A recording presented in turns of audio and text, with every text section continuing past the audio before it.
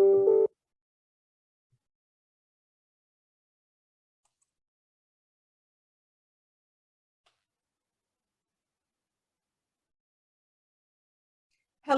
everyone. Hello and welcome. Welcome. I am so glad that you are able to join me tonight for this awesome event where I am going to show you several ways in which you, as a Black-owned business or a Black-led nonprofit, can learn how to write grants so that you can stop bootstrapping your organization. I'm Linda Peavy. Welcome, welcome, welcome. And as you come in, please let me know where you are joining from. I'm in Ohio, so give me a shout out. Let me know where you're joining us from. Just put it right in the chat. I see North Carolina. I see Chicago. I see Dallas. I see New York City, Ohio, Oklahoma. I would sing that song if I could, but I can't. Las Vegas, Central Texas, Lansing, Mississippi, Maryland, New York, Louisiana, Jacksonville, Connecticut. All right, Arkansas, Houston, Baltimore, Louisiana, San Diego, Kentucky. Hello, hello, hello, and thank you so much for joining us tonight. We have Virginia joining us, another New Jersey, Atlanta, another Atlanta, Massachusetts, Ohio. Ohio's going to the Super Bowl. Ohio's going to the Super Bowl. And Georgia, more North Carolina. All right, absolutely. Yeah, DC is in the house. DC is in the house. So thank you. Akron, Ohio. All right, that's our neighbor to the east. That's our southeast, really. DC, Wilmington, Delaware. Excellent, excellent. So again, I'm Linda Peavy. I am the founder of LiPav Consulting, LLC. I have been working with my organization, with my company. This is the 14th year. I'm a small business owner, so I know there are some small business owners on the line as well as nonprofits. I'm just so thankful that you decided to spend this evening with me. And I tell you, we have an hour, little over an hour, because there's so much information to share with you that we're going to get started. But let me know in the chat. Thank you so much for letting me know where you're from. Let me know whether or not you're a small business owner or a nonprofit organization. So small business owner or nonprofit organization. We have nonprofit, both. Excellent, excellent. Small business, both. Wow, you guys are doing it. Small business, both. A lot of nonprofits, more small businesses. A church, excellent. I have some special information for the churches that are joining us. Small business, more small. Oh, church, excellent, excellent, wonderful, wonderful. I am going to get started, but first, just a couple of housekeeping measures. If you have a question, please put it in the Q&A. So as we're going, I'm going to be giving you a lot of information. This is like a no fluff zone, okay? I'm going to be giving you, like I said, the tea and the teapot. So if you have any questions, please put them in the Q&A. If you decide to put them in the chat, that's okay too. I will get to you. But I want you to know that at the end of this presentation, I am answering every single question. I think that's really important that I'm able to serve you in that way. So whatever questions you have, I will get to them at the end of the presentation. So as I move through, please, as you think of them, do not hesitate to put your questions in the Q&A, because again, we're going to go through a lot of information. So buckle in and get ready, and we are going to get started. I'm going to share my screen. All right, and so the first thing I'm going to do is show you just a really brief commercial. This was my television commercial that aired for several months. And it's going to just give you a little bit of background about who I am, Linda Peavy, and my company, LiPav Consulting. Hi, I'm Linda Peavy, owner of LiPav Consulting. My passion is to place your organization on the path to excellence. Are you struggling to communicate your message, reach target audiences, or secure funding? From marketing communications to grant writing, we achieve your goals. We've worked with high-profile clients and have secured $17 million in funding for charter schools and nonprofits. Call today to discuss what your success looks like and how LiPav Consulting can help. Okay, so moving right along. So I'm Linda Peavy, and again, this is actually my 14th year of owning LiPav Consulting, which is my marketing communications and grant writing company. So in the marketing communications area, I've worked for everyone from the NFL to the Miss America organization to the Biden for President campaign. But in the area of grant writing, I have written, as I mentioned in the commercial, over $17 million worth of funding for nonprofits, but also for some small businesses as well. So in the grant writing area, I have served a number of different roles. I have written grants, I've done grant management, I've written the actual grant applications, which some of you know as requests for proposals. I have developed the fundraising campaigns, and I've also done a lot of the scoring of grant applications. And so I've written grants in just about every area you can imagine, from education to religious programs, low-income education programming, youth development, jobs development, new technology, curriculum resources, salaries, innovative programming, you name it, I've probably written about it. And again, I need to be really accurate and clear. I have secured, not just written, I have secured over $17 million worth of funding for organizations. And so again, these are just some of the areas that I've been working in over the last 14 years. I also do provide grant writing workshops. So I've provided those workshops for the Urban League and also for the Council of Smaller Enterprises, which nickname is, we call it COSI. So it's the Council of Smaller Enterprises.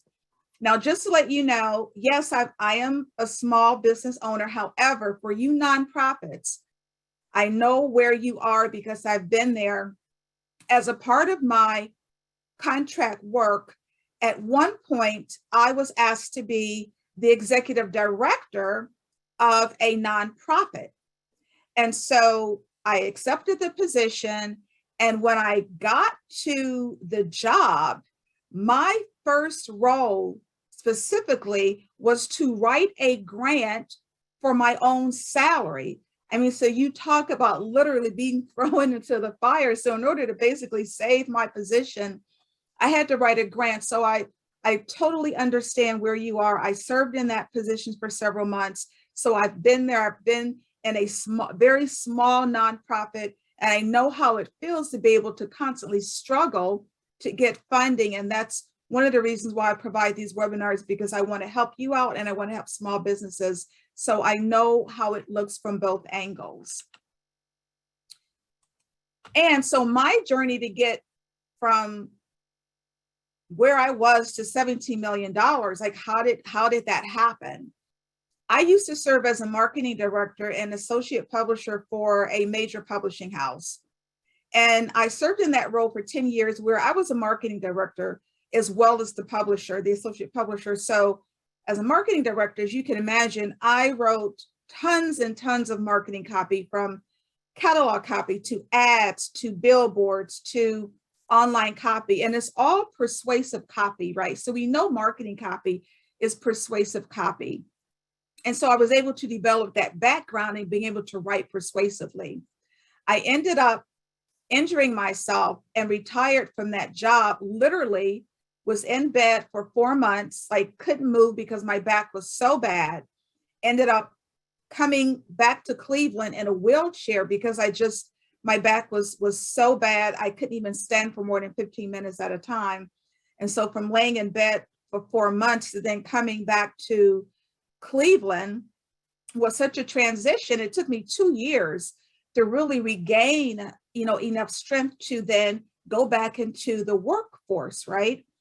And so as you can imagine, anyone from Cleveland and Ohio would know that Cleveland is not exactly the publishing mecca of the United States. So even though I had at that point about 20 years of experience in marketing, it was all in the area of publishing. And of course, I had my publishing experience. This was a professional, traditional publishing house, which was great, but it didn't mean a lot once I got back to Cleveland.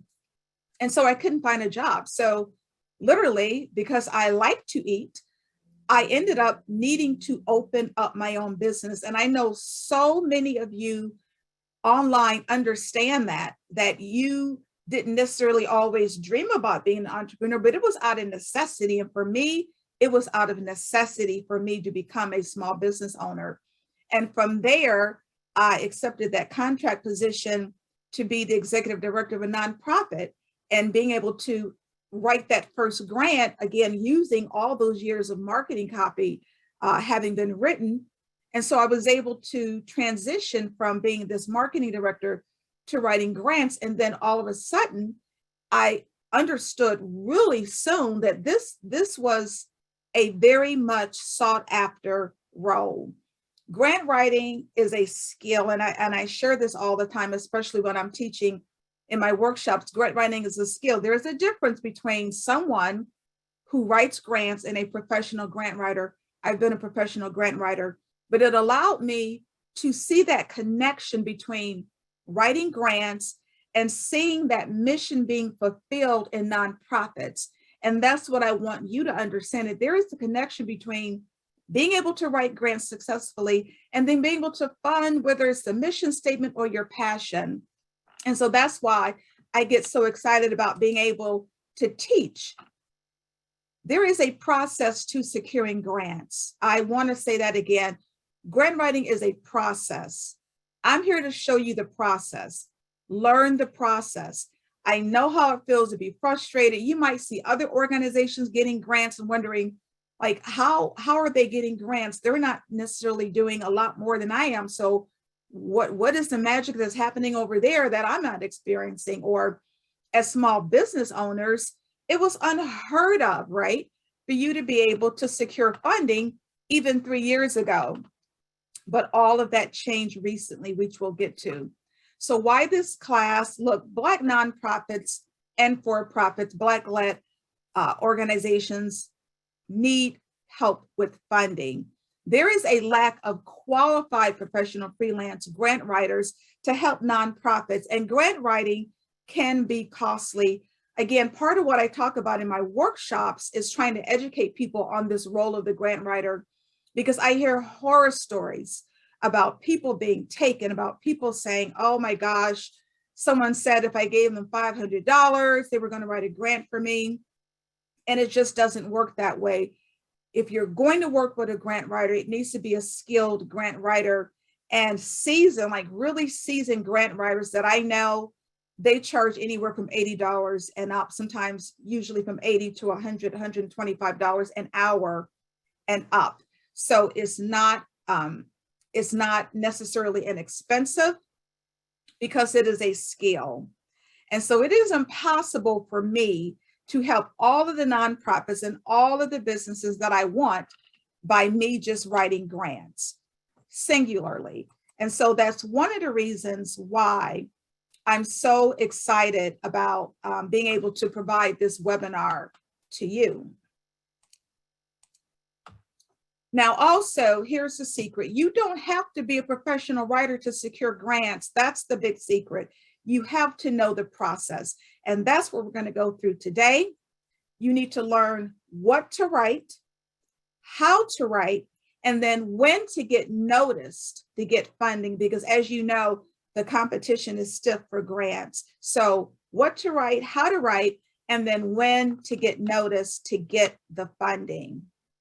So please, as we go along, be sure to ask your questions in the Q&A. All right, so two things happened that completely changed the landscape for grants.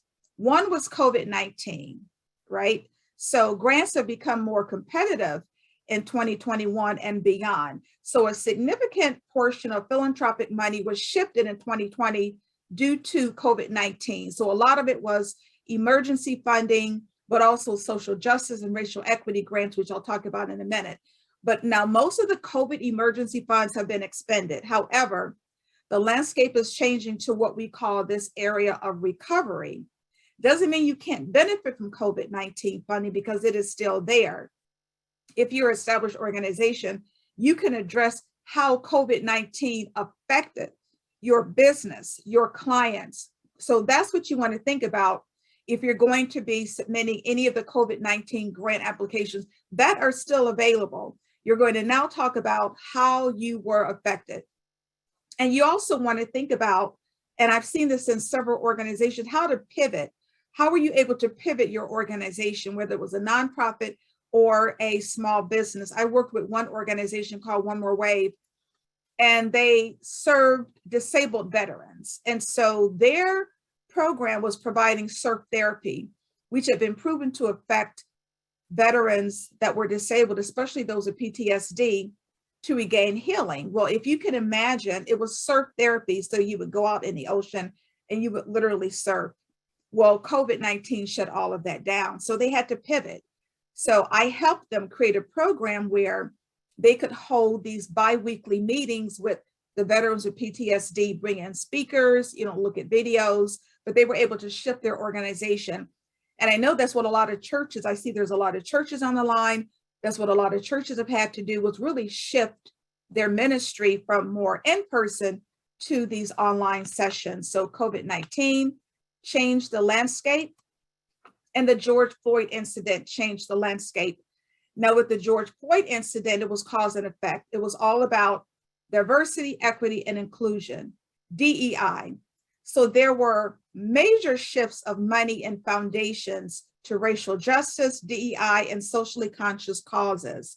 So what happened is you had many, many organizations, not just foundations, but Fortune 500 companies, Fortune 100 companies, wanting to do something to address the racial injustice that they were saying, right? And so for many of these organizations, the easiest thing to do was to deal with a cash flow, because so many of them had the money available. And so they started creating these grant opportunities for Black-owned organizations, but also your socially conscious nonprofits. So that's why I said before, now more so than ever before, and I've been writing grants for a long time, there is so much more money available through grants for Black-owned businesses, but also your Black-led nonprofits that are dealing with socially conscious causes because of this shift in money from foundations and also from corporations that wanted to somehow address this issue.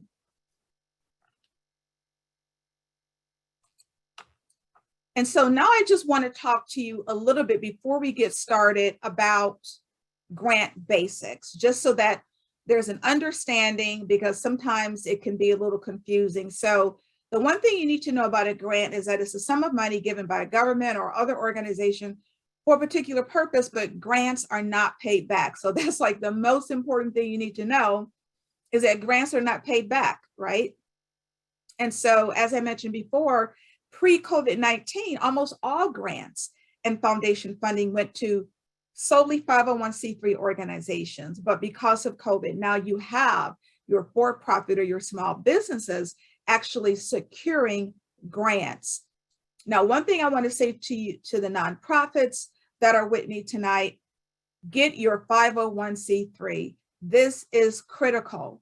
Let me see how many people in the chat, how many nonprofits have your 501c3. This is absolutely critical. Yes, got it. Amen. I do. Yes, yes, yes. Got it in process now. I have mine. Got it. Yes, yes, yes. Applied, but still waiting. That's good, because you applied. So the one thing you need to know about the 501c3, that is a tax-exempt charitable organization designation by the IRS. It's taking from the last time I checked, about 3 months for you to get the 501c3. If you've gotten it earlier, fantastic, but please apply, because you want to avoid fiscal agents. A fiscal agent is an a 501c3 that you ask, right, to be responsible for securing the grant money if you do receive the grant. So until you get your 501c3, that fiscal agent, which is a 501c3, is handling all of your grant funding. So it has to be someone that you truly, truly trust, right? Because the check is going to them, which is exactly why foundations don't like to do it.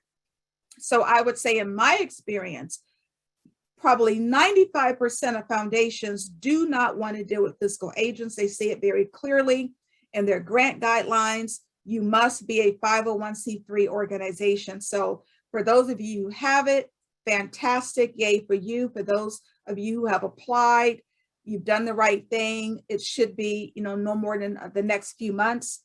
And for those of you who haven't, it's time to apply, because it will put you in a much better position to secure grants. Now, the grant application or proposal, interchangeably, is the same thing. It's the actual application that you submit to your government or your civilian entity that outlines an organization or the proposal project. Okay. Now, here's a few grant basics. And this is important, right?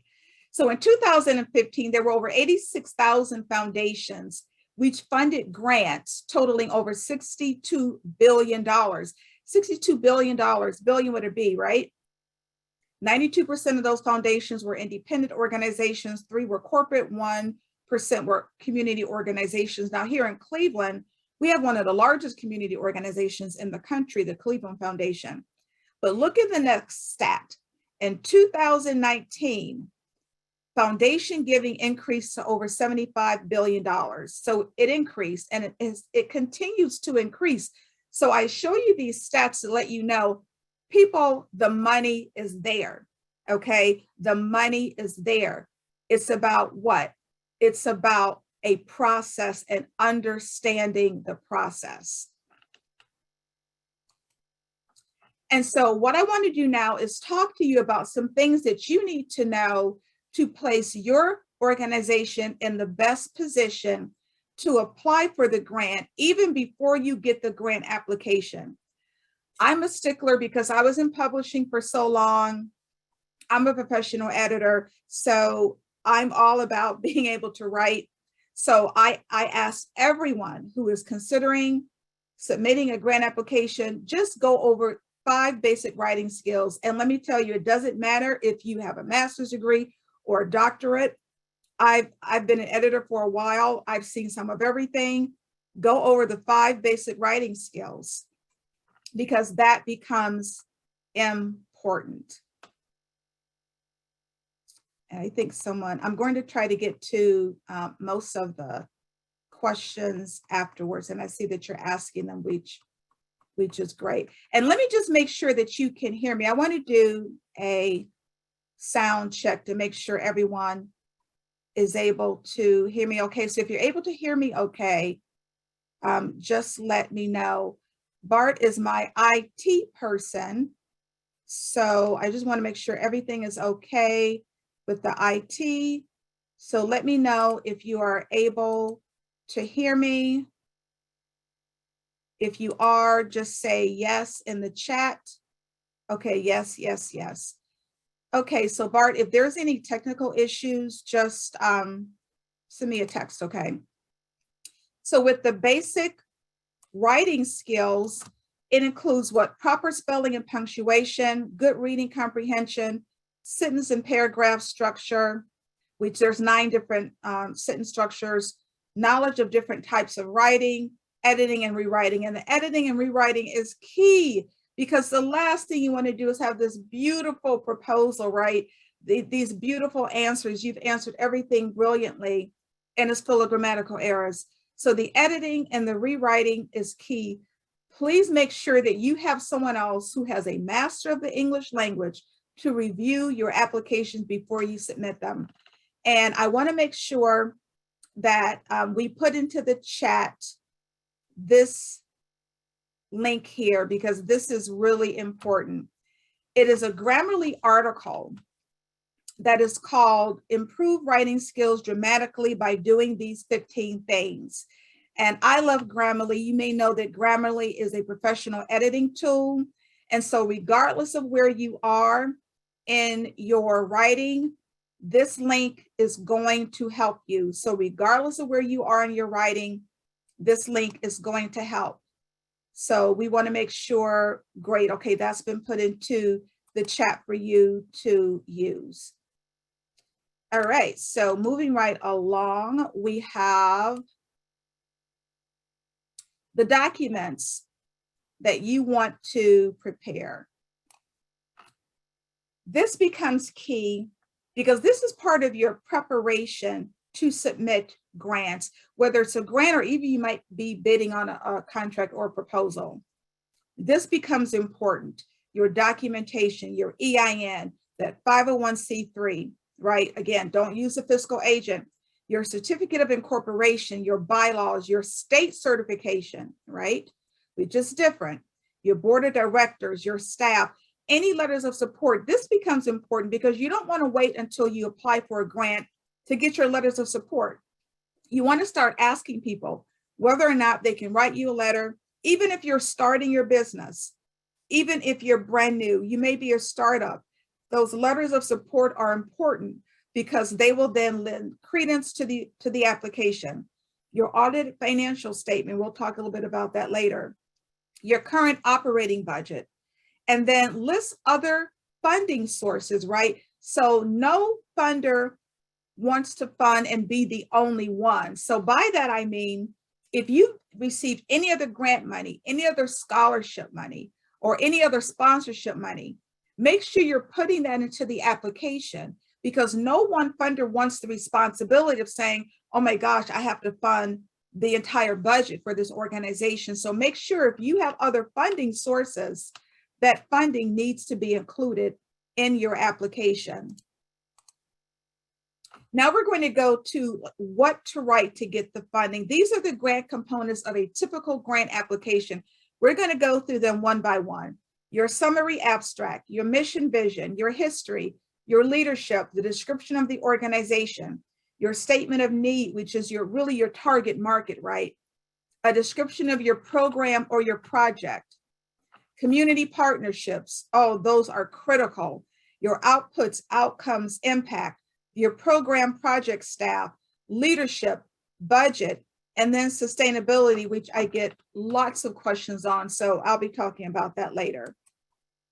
So we're going to go through every one. So the summary, that's typically what you see first in a grant application is the summary or the abstract of the proposed project. What you have to remember is even though you see it first, you always write it very last, right? Because it must be compelling and it must be a compilation of the best portions of that grant application. Because at the end of the day, it's a summary. You're going to talk about why is your organization the one that deserves the funding now? And why now? Why are you in a position to meet your mission or to implement your program or your project? You want to include stats, and then you want to include what we call the ask in grant writing. So the ask is simply the amount of money that you're going to be requesting. Again, keep in mind, it's the most important components of every section of the grant application. Next, you have your mission and vision. And for many of you, you have a mission statement, but do you have a vision statement? Because most grant applications will ask for both. And what is the difference? So the vision is what you would like to have happen in the future if you obtain your mission. So you have your mission statement.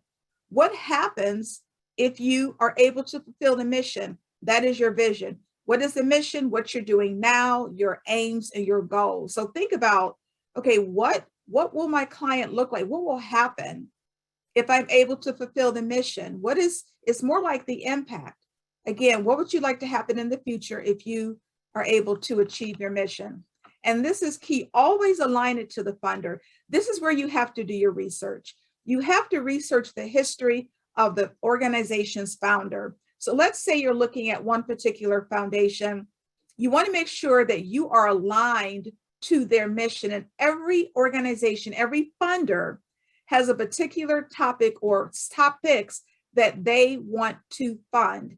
You have to make sure that your organization is in alignment with that funder. That's where so many small businesses and so many nonprofits go astray. They see this large foundation in their area, so they just want to ask for a grant, but they haven't done the research to make absolutely sure that that particular foundation is funding what it is that they're interested in. So if you are a bakery and you're a small business, you're not going to go to a foundation or a company that's providing money for someone who, creates motorcycles. There has to be an alignment. And I recall one client that I had. I researched the history of the organization. This was for one of my veterans organizations. And I researched the history. And so as I was researching the history of the organization, I found out that the founder was a veteran. So I'm thinking that's the connection. So I was able to make that connection throughout the grant application, making sure also that there was an alignment between what they were funding and then the projects of the veterans organization.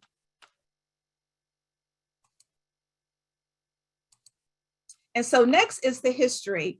Every organization has a history, and it doesn't matter, again, if you are a startup. So for you small businesses, you may have the idea in your head. Maybe you haven't started yet.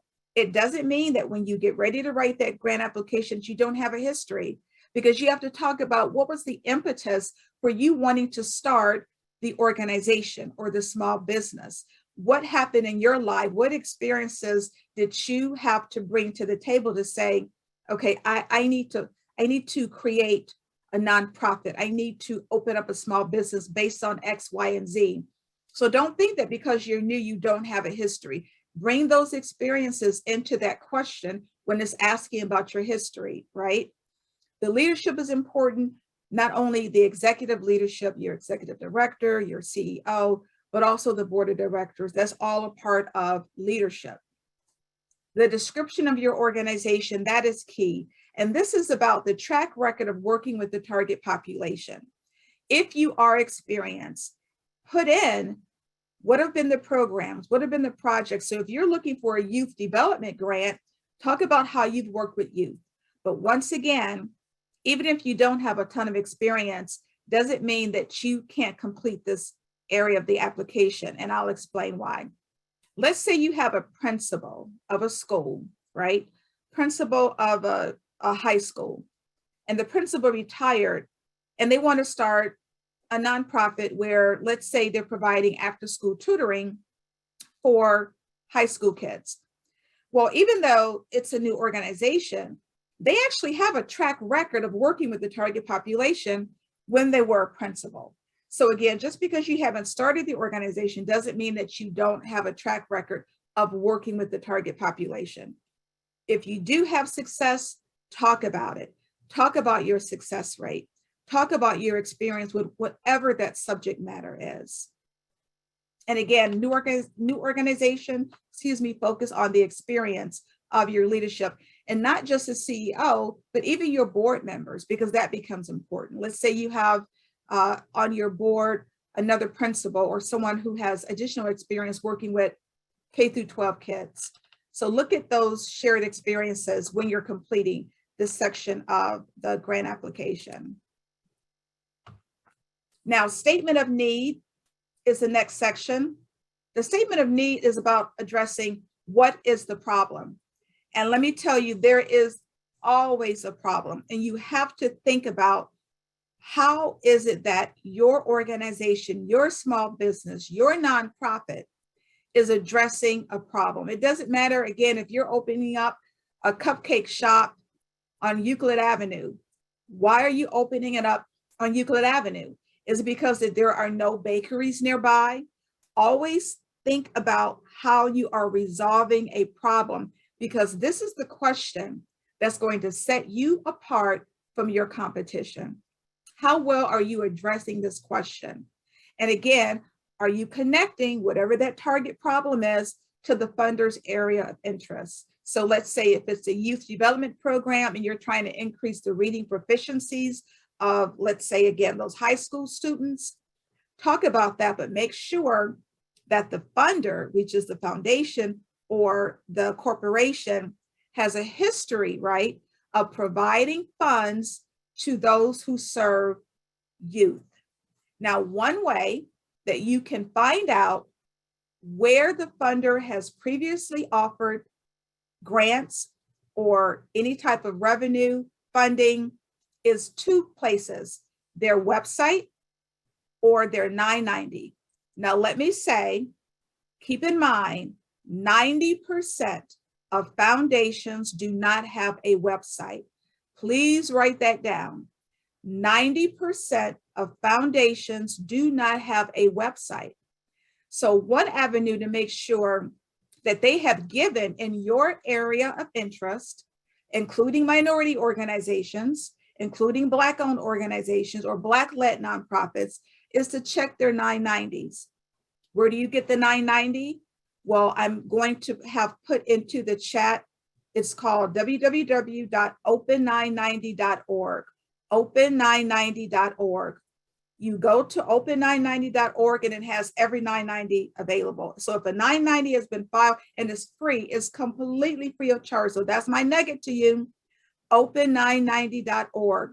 It is completely free and it will allow you to look at the 990 to make sure, once again, that you're aligning what you provide to what the organization wants to fund, right?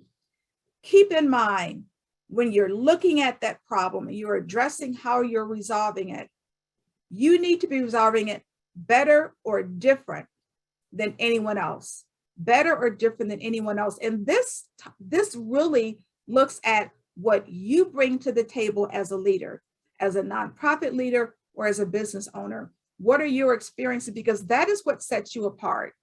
Yes, we know the competition is out there. Yes, we know even for Black-owned businesses, the competition is stiff. But what makes your organization unique is you. So you have to talk about what you bring to the table that's going to be different than any other organization that's out there. The next section is the target population. So now we're talking about who are you helping, right? So this is the demographics of who you're helping. And this is an area that many people struggle with. I work with many nonprofits. I have in the past because I do grant coaching and nonprofit coaching. And so often it's so hard to look at. You've heard of the word avatar. Avatar is your ideal audience, or your ideal population. Who is it that you're trying to serve? Who is it that you're trying to help? It can't be everyone. It can't be absolutely everyone. You really have to focus in on who is your market. Even something like the cupcake shop down in this downtown area. Well, who is your target market? Is it business owners that work within a 5-mile radius so you can decide whether or not you're going to deliver your cupcakes? You have to look at what are the demographics of your target market. You need facts, you need trends, you need plight. Like, is it an underrepresented area? Are you targeting a gender? Are you targeting ethnicity? Are you targeting, again, underrepresented populations based on their income or their age? The geography of the target market or the community. Are you looking at just your county or your city or your particular region, or do you serve across the country? One of the best places that I know to get facts is the US Census Fast Facts. I love them. I use them all the time. They will give you the demographics that you're looking for. Again, just keep in mind your program should help solve a problem. And so let me give you an example of what I mean by addressing a need and tying it back to the funder. So I applied for a Toshiba of America science grant. And for those of you who are in education, this grant comes out every single year. It is for K through 5 and then 6 through 12 students that are interested in STEM careers. And what's great about the Toshiba of America Science Grant is that there's one level where you can only ask up to $5,000, but the other level is $5,000 or more. So the sky is the limit. So whether or not you ask for $6,000 or $100,000, it's available to ask for. So we wanted a grant to pay for this environment science class in an urban high school. Now, what is the problem? So we want this environment science class in an urban high school. Well, we know there's a lack of minority students in STEM careers. We know this. We know that's a need, right? Thinking about the need. We know that we wanted to increase the student achievement for minority students at this school, specifically in math. That was a need. What was the target population? Underrepresented minority high school students, right? So we got the need, we've got the target population. And so this was just a snippet of what I wrote for the statement of need. So STEM, we know that science, technology, engineering, and math disciplines for minority students can lead to meaningful careers. Yes, we know that STEM careers are great. Yet, according to the Bureau of Labor Statistics, there's my statistics, right? In 2011, the number of African Americans employed in STEM occupations was 8% or less. That's a problem. According to 2009 figures, only 1.9% of African Americans held careers as environmental scientists and geoscientists. That's a problem. Our course is an avenue to close the achievement gap while nurturing students' interests in science.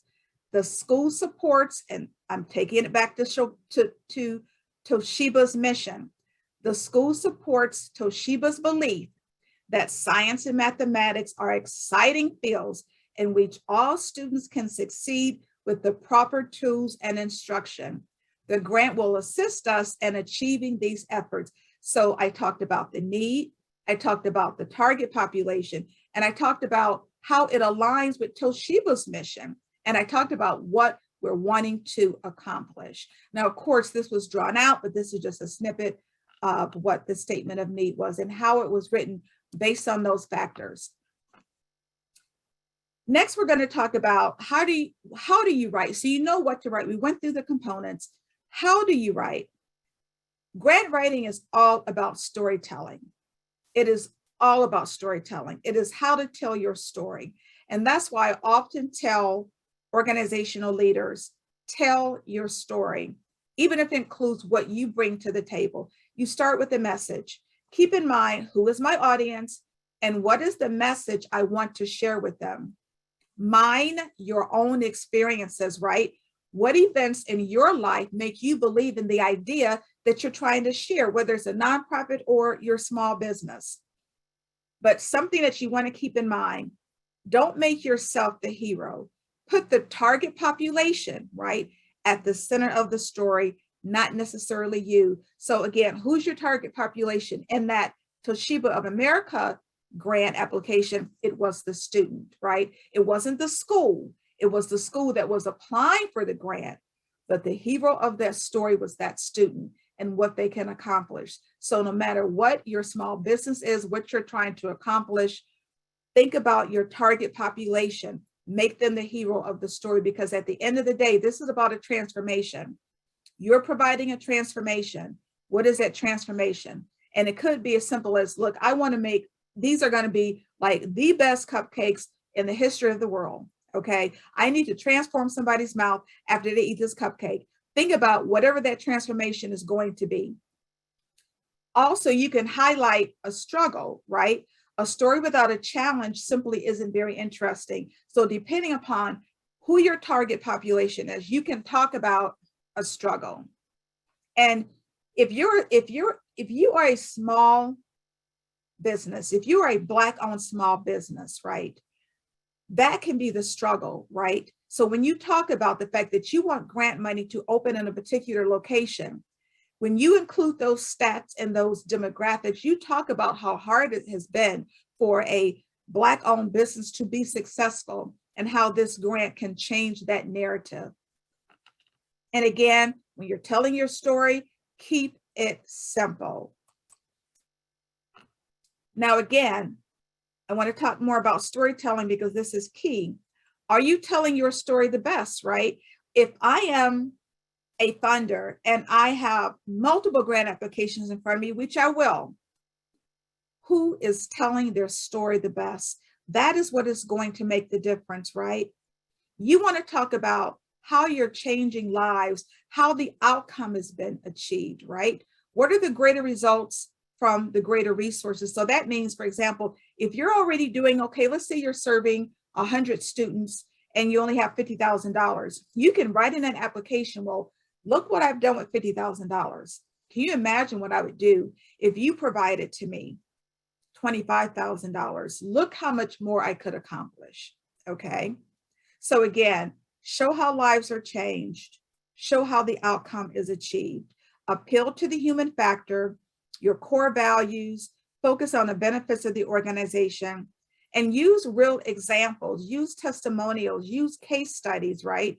There should be some type of emotional connection, right? So maybe people don't get excited about whether or not there's another cupcake company in the area, but they're going to get excited by seeing this Black-owned organization, right? That is open and that is providing workforce development, that's providing jobs, right? All of this can be a part of what you present in your story when you talk about your organization. And the best way I know to do that is using video.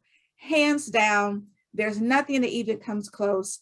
I recall going into the funder's office with one particular nonprofit organization, and they had funded, or they had been funding and wanted additional funding for tennis courts in this very urban area.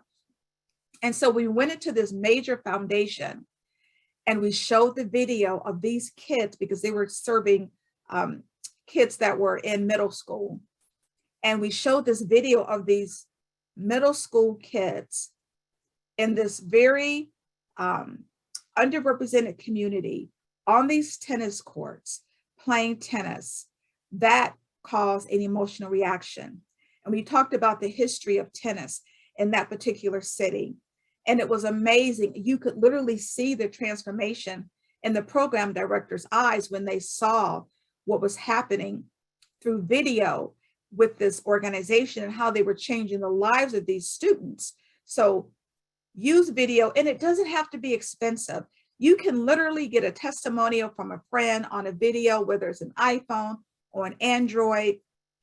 Have them do a 30-second or a 1-minute testimonial on that phone and send it to you. It doesn't have to be complicated. It doesn't have to be expensive. Now, you can certainly do expensive videos, but they don't have to be, okay? The importance is make sure that you have these testimonials and that you have these case studies and you have video to showcase them. Now, again, in looking at how to write to get funding, you have to make a decision when you ask for either operating or program project expenses, and it doesn't matter if you're a nonprofit or a small business. Keep in mind, as of 2020, only about 32% of foundations provide for general operating support. Okay, only 32% fund general operating support. So you have to really decide, where are you going to ask for the funds? Is it operating? Do you need infrastructure? Do you need a building? Do you need utilities? Do you need staff? Do you need IT? Or do you mostly need funding for your project or your program? You have to consider, what is your greatest need? That's where you should be asking for money. And keep in mind, if it's operating, know that only 32% of foundations even provide support for operating funds. And they will tell you that in the grant application. They will tell you whether or not you can use this for operating support, or you have to use it for your program or your project. And please do continue to put your questions in the Q&A. I see some coming in. So now you're going to talk about the description of your program or your project. So again, you're talking about the program, you're talking about the project, or you're talking about the business. How and why has it been successful? So maybe you're moving, or maybe you're expanding your small business to 2, 3, or 4. You have a track record, right? If it's new, if it's a brand new program, this is something new that you're trying to accomplish, right? You have to talk about, why is it going to be successful? So let's go back to the cupcake company, and they want to open up in a downtown area where there may have been 4, 5, 6, 7, 8 other stores in that same location. Why is it going to be different for you? What are you bringing to the table that's going to set your application aside so that funders know, okay, this makes sense. I believe that they're going to be successful. Provide plenty of details. Again, if it's a new method, let's say we're talking about a nonprofit now, and you have a brand new method, let's say it's project-based learning, and it's very new. Well, you need to be able to provide research that, okay, project-based learning actually works. So you want to bring it into your particular school. But again, talk about whatever it is, whatever that program is, how is it solving a problem? And also, when you're writing your application, be realistic about the timeline. If it's really going to take you a year to open up your business, don't shortchange yourself and say it's going to be 6 months to try to appease the funder. Create a realistic timeline. The community partnerships are absolutely critical. And this is about using other organizations as partners. And I can tell you, in most of the grant applications that I've looked at, the community partnership component is sometimes very first. It's one of the first components that you need to write, because they want to know, how are you using partnerships, right? And I talk with some nonprofits and some small businesses that frown upon this because they get fearful that, oh, okay, that organization is going to take over my program. And that's not how you should look at it, because you're looking at it as to how they can bring you some level of support, right? They could be a third-party vendor. So let's say you want that after-school program for kids, and you want to provide them tutoring and reading. Well, in Ohio, if you have any type of after-school program in the public school system, you have to provide food. So many organizations I know, they partner with the Cleveland Food Bank, they partner with other food banks to bring in that food for the children. That's a community partner. And it's really great for these nonprofit organizations, right? Going back to that Toshiba grant, we use the Cleveland Metro Parks, which is one of the greatest Metro Park systems in the country, as a partner. How?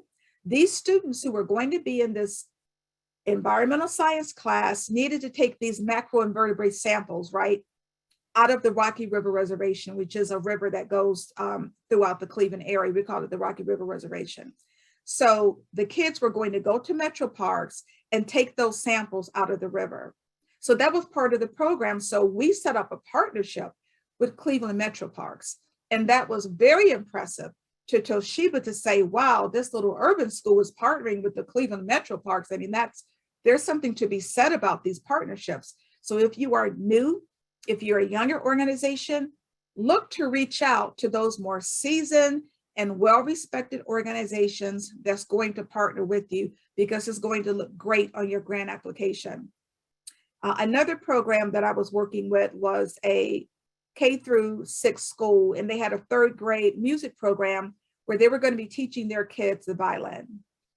And so we were going to partner with the Cleveland Orchestra, which, as you know, is one of the greatest orchestras in the country, maybe even the world. We were going to have some of their members come and tutor the kids on violin. So if you can imagine, again, these iconic organizations, try to partner with them because they really lend authenticity to the program or to your organization. The other area that you'll have to address, again, whether you're a small business or a nonprofit, is your outputs, your outcomes, and your impact. What is the difference? Because some applications will ask for all 3. So you have to be ready to address all 3. Your outputs are your immediate results. What happens as soon as you start the program and you finish the program? What are the results? Do you have the children who are being tutored after school? Do you have the cupcake company that your business has been established? So the outcomes are the changes in activities as a result of the program. So as a result of your outputs, you have outcomes, right? And then the next level is your impact, right? So because of the outcomes, what are the future changes that will happen as a result of the program? And I'll give you an example. There was one program that was going to train or did train prisoners before they were released from prison. It was a workforce development program, but the prisoners had to be trained 6 months before their release. So at the end of the initial program, the output was that, okay, you had 100 prisoners. They had received their pre-release training on the program 6 months before their release. So done, the training was completed. The outcome, because of that training, you had 100 now ex-prisoners, okay, they've been released, to begin this workforce development program within 3 months of their release. Because of the output, you had the outcome. What was the impact? The impact was this program was going to reduce recidivism rates of ex-offenders by 25% within 1 year of release. And so recidivism is the rate at which ex-offenders go back to jail. So because of this program, less prisoners were going back to jail because now they were trained in this workforce development program. So as you can see, you connect the output, the outcome, and the impact. And this is what is going to be asked of you in the grant application. Again, sometimes you'll only see one or two, but be prepared to talk about all three. Many of you know this next slide. It's about SMART goals. Again, these are methods to evaluate your outcome. So how do you know you're being successful at the end of the day? How do you know that you're meeting your mission statement? How do you know that you're meeting your vision? How do you know as a small business that you're meeting your numbers? You have to have some way to measure your outcomes, right? And so in this example, we have a goal that says, I want to reduce the poverty rate in Cleveland. That's not a good goal. That's too big of a goal. So what does that mean? Reduce the poverty rate in Cleveland. How do you measure that overall? That's not specific enough. A SMART goal would be, I want to reduce the poverty rate by 5% in Cleveland for Hispanic children under the age of 5 within a 5-year time frame. Now you have measurable goals, a measurable result. You're going to be reducing the poverty rate by 5%. That's going to be measured for Hispanic children.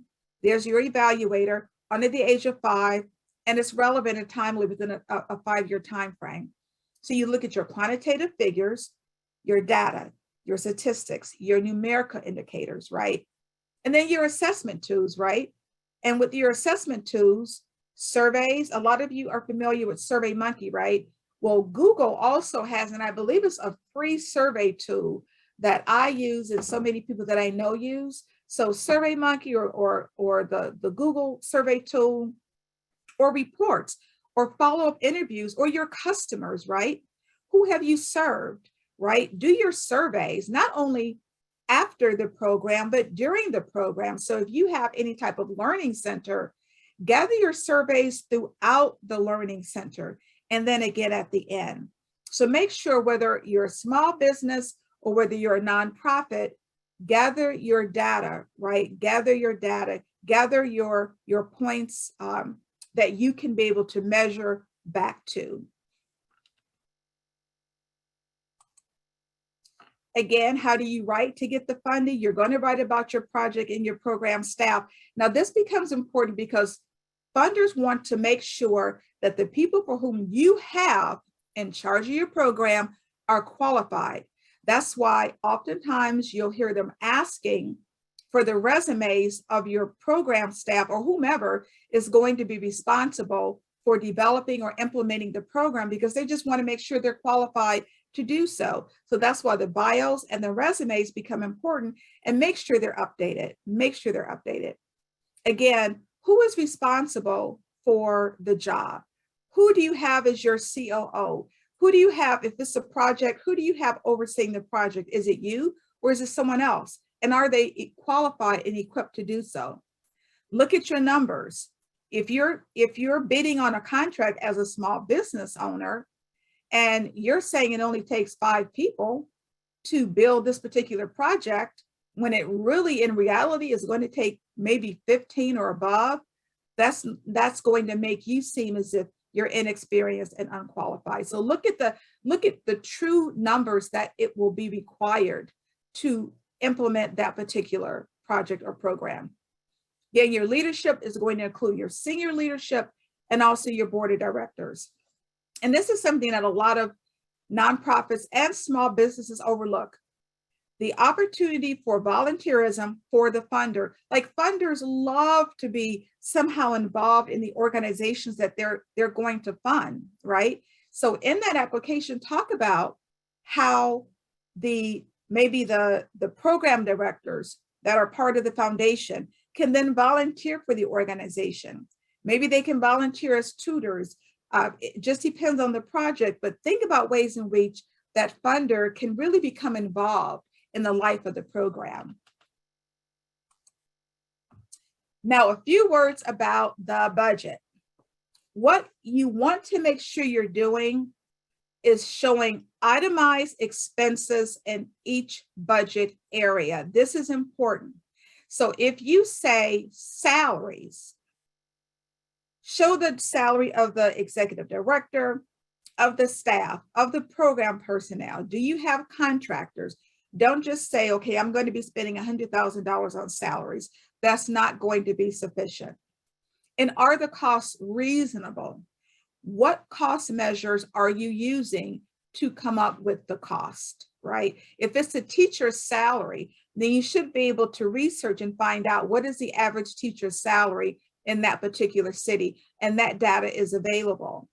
Use reliable sources for those estimates. And if you want to, you can always attach vendor quotes. The budget narrative is simply how you're using the funding. Again, connect it back, and this is something that I always do. I connect that dollar amount back to the goal of the program, right? So if I'm asking for like $50,000 for tutoring, I'm going to talk about in that budget narrative how that money is going to pay for tutoring and how the tutoring is going to raise the reading levels of students. So you have to be able to connect whatever the amounts are back to the goal of the program. Now, sustainability, this is really an interesting area because I get a lot of questions about sustainability. Keep in mind that only 20% of nonprofit income is derived from grants as of 2020. So here's what you have to ask yourself. How is your organization going to survive beyond the grant period, right? So let's say you get $20,000 to help you fund a program. Well, what happens when the $20,000 have been completely expended? What's going to happen? Is the program going to be defunct? That's not what funders want to hear. They don't want to hear that, well, once you use up my grant money, there's no more program. They don't want that level of pressure. That's why funders never want to be the only foundation or the only organization funding your business or your program. So you have to think about, what other ways will I be able to keep this business or this project afloat if I don't get any more grant money? Because grants are never guaranteed unless it's written into the application, into the actual RFP, that this is a renewable grant. Most grants, you have no assurance that you're going to get that same money in the next year, right? So you have to be creative and look at these alternative fund development methods that you're going to write into the application. So for a school, maybe it's a fundraiser. Maybe it's a large community talent show. You have to be able to talk about, okay, these are the other ways in which I'm going to be able to provide for the existence of this program or this company beyond the grant period. Maybe with the grant that you may be hiring someone who will increase the sales, that will increase the revenue over the next few years. So just talk about how you have these other fund development methods other than the grant dollars that will allow you to sustain the organization once the grant money is gone. And so a couple of things that you want to consider, again, before you even start writing a grant application or even considering grant writing, position yourself for success, right? Show your uniqueness, strategize first. Research your funders, right? Gain those very important community partners. I can't stress how important that is. And this last issue may be literally as important as the application itself, and that is relationship building. If at all possible, meet with the funder first. I have sat in meetings with foundation program directors. I've heard them say, if I have a stack of applications and no one has called me, no one has reached out, no one has emailed me, no one has sent me any documentation or any ways to communicate, those are going in the trash. I've heard this. So look, there will be foundations that don't want you to contact them. They say, just fill out the application, send it in, and that's okay. But you do your due diligence and reaching out. So if there is any way that you can meet with that foundation, you can meet with that funder, please do so. That relationship can be the difference between whether or not you secure the funding. Because if I'm the funder, right, and I have 10 applications in front of me, and I've actually met and had communications with 5, I know what they're doing in the program, I know where they want to go, I get to hear the story behind the story, and all of the things are considered equal, who am I going to fund? I'm going to fund the people that took the time to try to establish a relationship with me. So this is absolutely critical that you try, if at all possible, to meet with the funder first. Now, I'm going to go back to the list of documentation that you're going to need, because oftentimes this will be asked for. It may be in appendices, your 501c3, again, don't use a fiscal agent, your certificate of incorporation, bylaws, and let me say another statement about that. The last time I gave a webinar, when we got to this point, a young lady came on and she said, you are so right. She said she applied for a grant and she was a business. She said there were multiple applicants and she said she was the only one that got the grant. Why? Because she was the only one that had her current state certification that she was allowed to do business in her particular state. So I would ask you, please be sure that you check with your Secretary of State to make absolutely sure that you have an updated state certification that allows you to do business within your state, because it can be critically important. So these other examples, your list of board of directors, your staff, again, your research models, right? Letters of support, start early, and your annual audited financial statement. I can't stress how important your financial statements are. The audited financial statement, I can assure you there are some organizations that require an audited financial statement. Not all of them do, but some of them do. And it can be pricey. It's typically provided by a CPA, but do your research, start planning ahead so that you have your financial statements available. Your current operating budget, again, a list of your other funding sources, and then your memorandum of understanding, which is simply a document that talks about your agreement with your partner. So let's say, again, to go back to the story of the Cleveland Metro Park. So we had a memorandum of understanding that just outlined exactly what their role was going to be in the program. So again, grant types. Are you asking for operating support or program project support? Keep in mind, only 32% of foundations provide general operating support to their grantees. These are some do's. Please do create a strategy. Research the funder. Link the need to the use of funds. Think like the funder.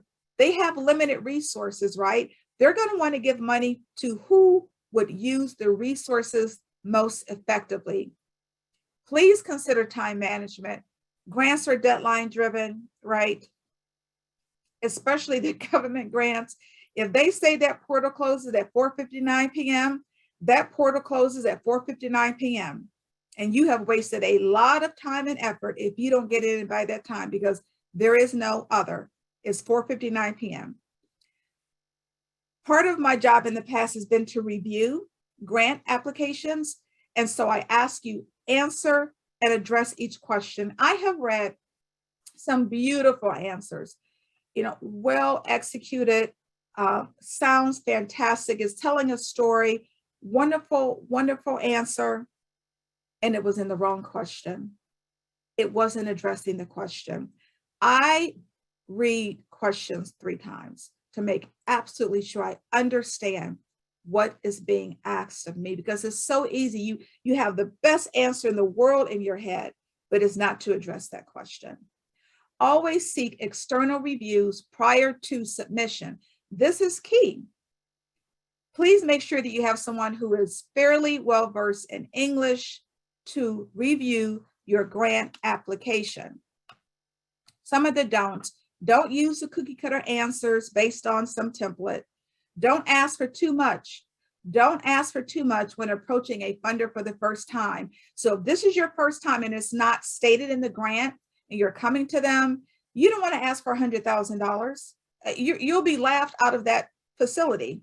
You have to come in conservative, because what you want to do is get your foot in the door first. So maybe you ask for $5,000 or $7,500, because once you get the foot in the door, while nothing's guaranteed, you have a much greater chance of getting funding the second time. And not only that, you will be able to ask for more, because they've been able to see and witness that, yes, you were a great fiscal steward of my $5,000 or my $75,000. So, okay, I feel better about being able to give you $25,000 and $35,000.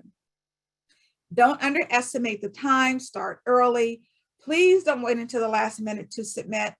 And don't forget to edit. I like Grammarly.com. I have the professional version. If you can afford it, get the professional version. I think it's maybe $100 a year now.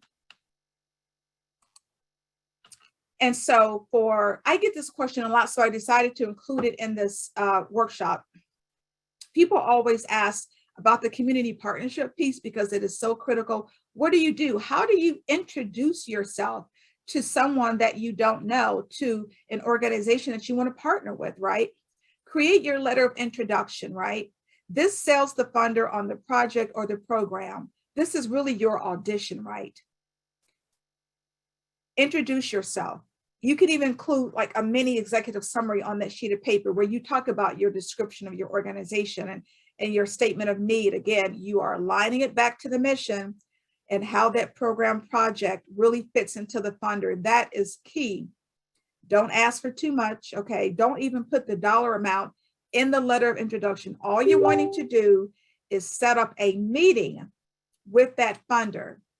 Get a reference. Try to get a reference if at all possible. Use your board of directors. Find out if anyone knows someone in that foundation or that organization, because keep in mind, 90% of foundations have no website. Now, email if at all possible. This is another free nugget that I'm giving you. I told you I was giving you the tea and the teapot. This is the teapot here, because you need an email. You need an email for that organization. This website, and I tell you because I use it all the time, will probably get you any email of anyone that's living in this United States. So make sure you write this down, www.getemail.io. Use that as a resource. So when you are looking at these foundations, right, you look at the 990, you get the name of the person, try to get that email. Now, I also use LinkedIn because I have a professional site on LinkedIn where I often communicate with different funders, which that is one avenue for you as well. But if you need that email, because even LinkedIn is not going to give you an email, utilize the www.getemail.io. Now, for the small businesses, I know there are a lot of you on the line. You may be thinking about contract bid considerations. You may want to bid on a contract with your state or your county. These are some things you want to consider. A lot of it is the same information. There's 2 differences. Instead of description, they'll probably ask you for your scope of work or your specific areas, like exactly what are you going to be providing in terms of your service for the bid. But something I have to warn against, be sure that you don't underbid yourself. I've done workshops where I teach how to write the bid proposals if you're going to be looking at contracts. And many people think, oh, if I submit the cheapest price, I'm going to have a better chance of getting it. And actually the opposite will probably happen. Because once again, organizations have an idea of what it takes to build out whatever the project is, right?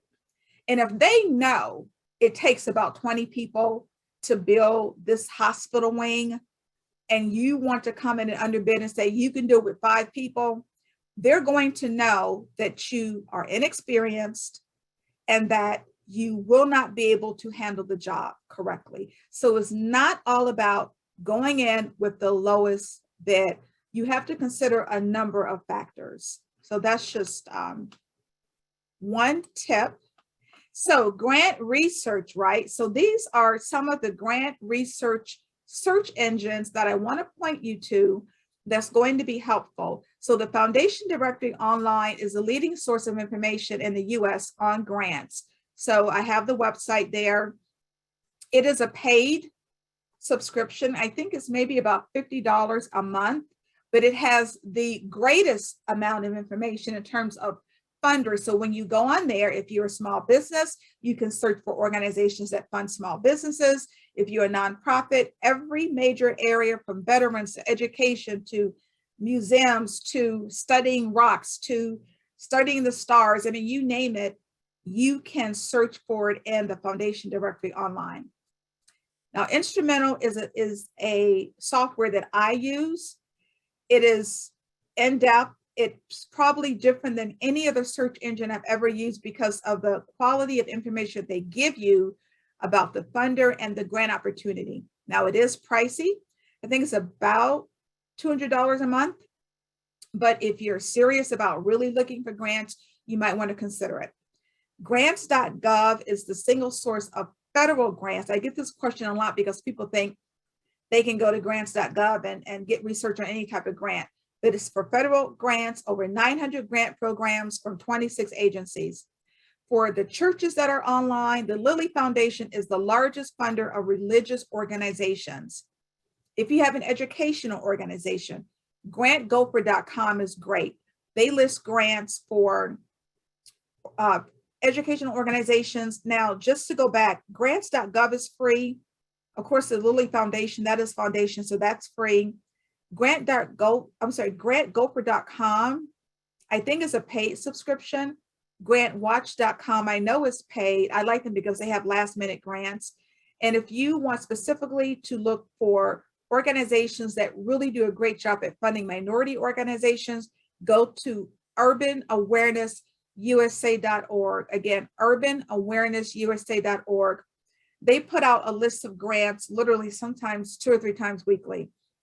And they're Black owned, and they're all about really being able to support your organization, whether or not you're a nonprofit or a small business.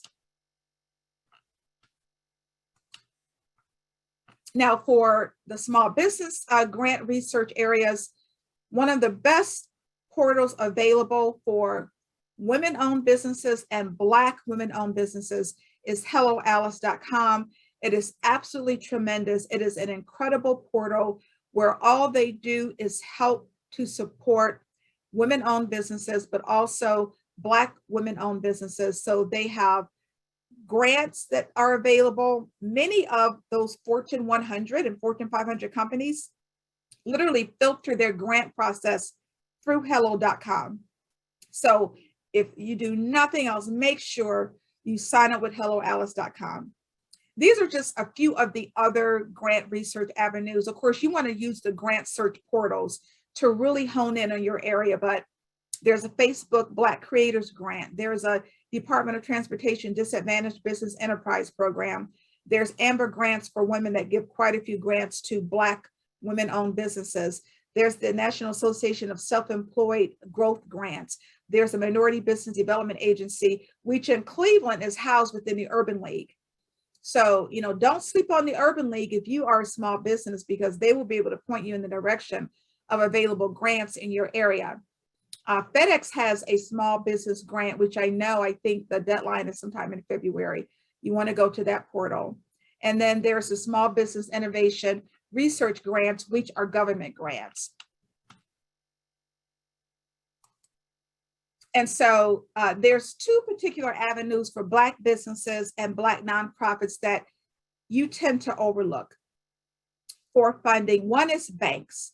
Most people think of banks as just providing loans, but I have been able to secure grant money from banks for small businesses. They're not just about loans. Banks want to be able to invest in their community. So look at your local bank, whether it's your own business bank, you can certainly start there, but it doesn't have to be your own business bank. Banks are in the business of really helping to nurture their community. So typically you want to go to the vice president. Sometimes it's of corporate relations, sometimes it's of community development, but they typically have signing skills where they can sign off on a check and use discretionary funding to help fund businesses in their community. And so make sure you do due diligence in researching the banks in your area. And again, I'm not talking about loans, I'm talking about grants. Another area that, especially whether you're a small business or a nonprofit, that you don't think about when you're doing your search for who provides funding to you is workforce development. So any organization, if you are creating jobs within your business or your nonprofit, you qualify for workforce development money. So when you're doing your grant research, you may research youth development programs or after school programs for K through 12. If your organization is creating jobs, apply for those workforce development funds as well.